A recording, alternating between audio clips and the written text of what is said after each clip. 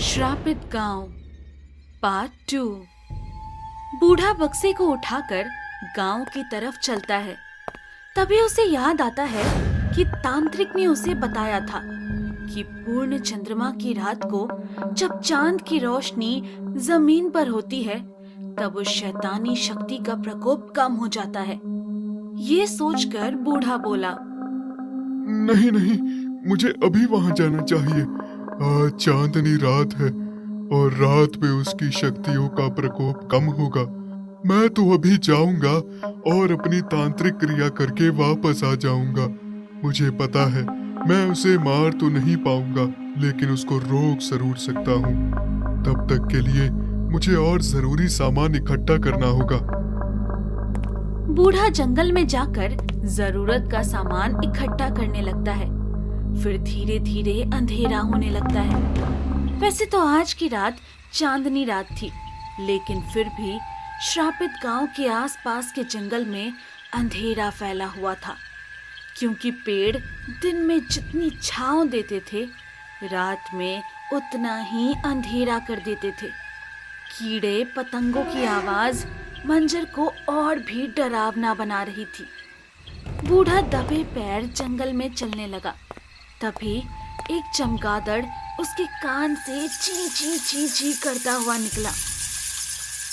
ये देखकर बूढ़ा डर गया और बोला, क्या तू अभी से मुझ पे वार करने लगी? अभी तो मैं उस गांव में भी नहीं पहुंचा था। लगता है ये और भी ज्यादा शक्तिशाली हो गई है। बूढ़ा पीछे से आगे की तरफ घूमा था, तभी एक डरावनी चुड़ैल उसके सामने आकर खड़ी हो गई।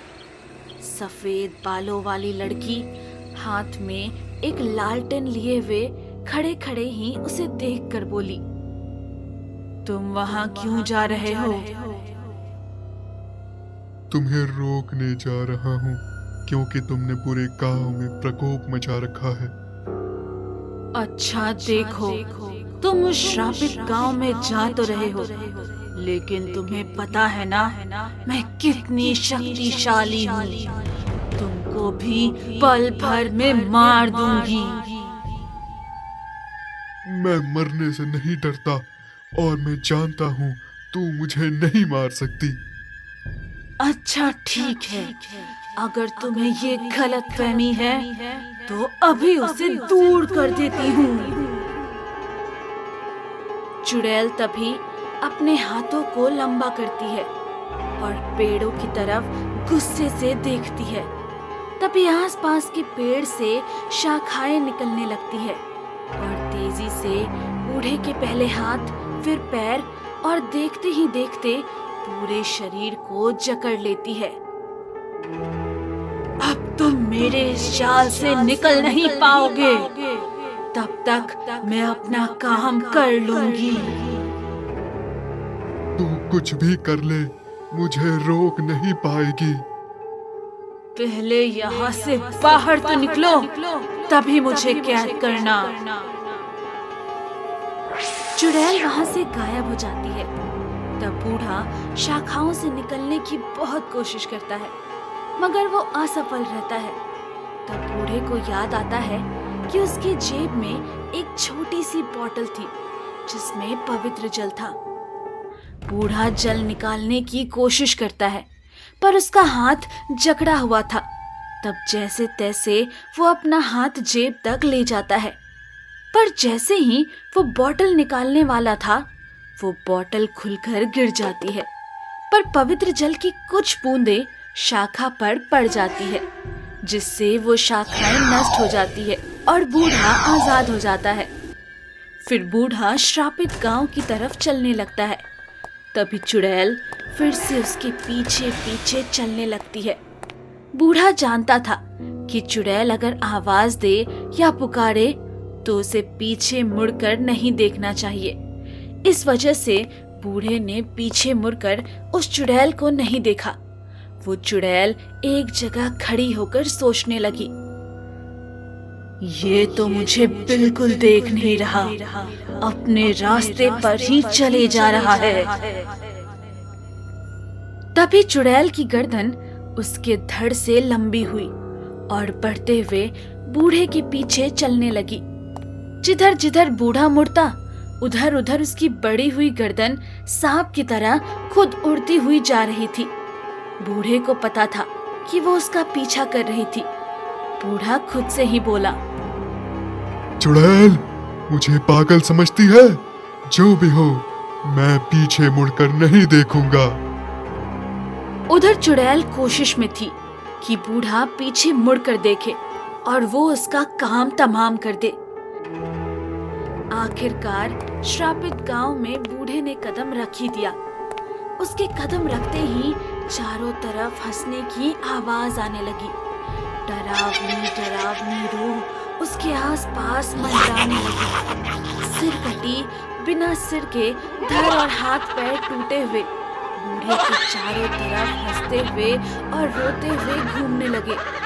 बूढ़ा डर गया था, लेकिन फिर भी हिम्मत जुटाए खड़ा था और चिल्लाते हुए बोला, देख, तू इस गांव को छोड़कर चली जा। मैं तुझे आखिरी चेतावनी दे रहा हूँ। उसके ऐसे बोलते ही आसपास उड़ती हुई सारी रूहें इकट्ठा हो गई और एक बड़ी चुड़ैल में बदल गई, जिसके बाल उसके पैर तक आ रहे थे और नाखून तो जैसे चाकू की तरह तेज थे। मुंह से खून ऐसे टपक रहा था जैसे उसने अभी अभी किसी का खून पिया हो। इतना डरावना मंजर देखकर भी बूढ़ा डरा नहीं। मुझे पता है तुम भी जिद के पक्के हो, लेकिन तू नहीं जान पाया कि आज तक मैंने कितनी शक्ति इकट्ठा कर ली है। मैं तुझे अभी मजा चखाती हूँ।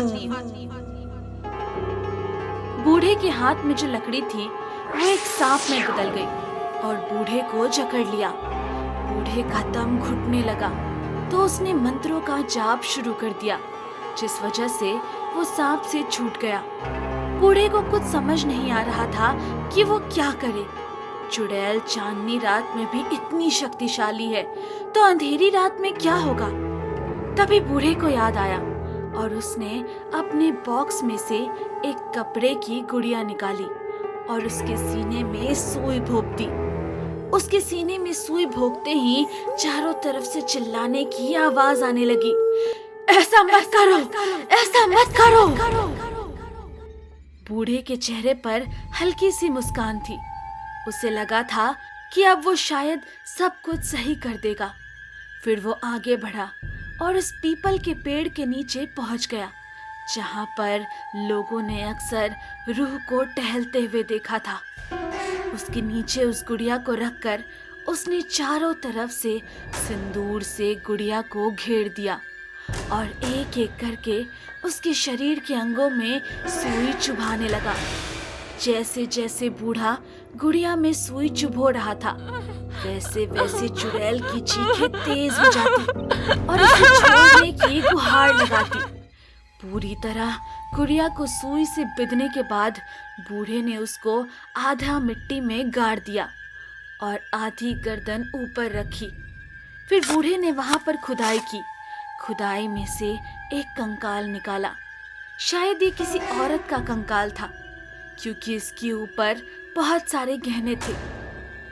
बूढ़े ने उस कंकाल को रखा और अपनी गुड़िया की गर्दन पर धीरे धीरे चाकू फिराने लगा।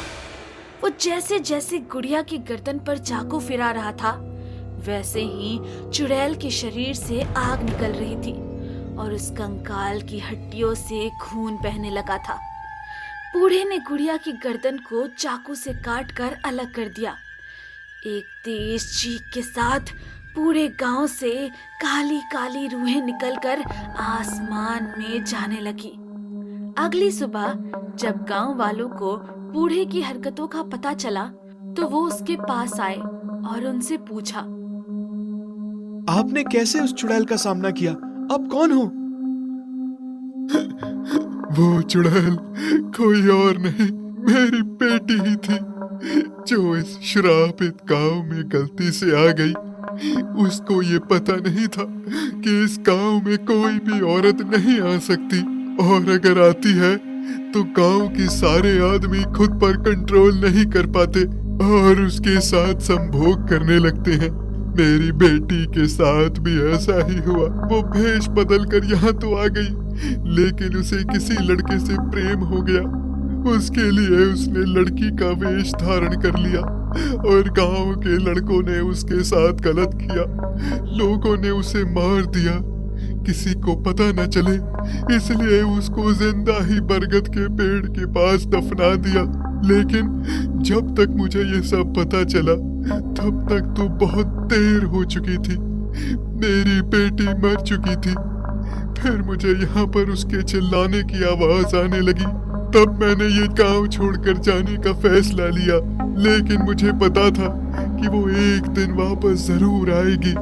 तब मैंने तांत्रिक को बोलकर उसकी जान इस गुड़िया में कैद कर दी थी और उसकी शैतानी रूह इस गांव में अभी तक थी।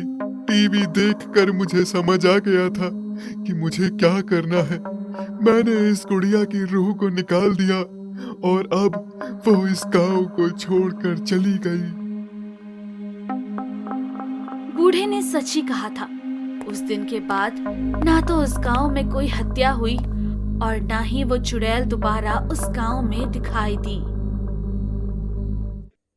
अगर आप देखना चाहते हैं तो हमारे चैनल को लाइक, शेयर और सब्सक्राइब करें।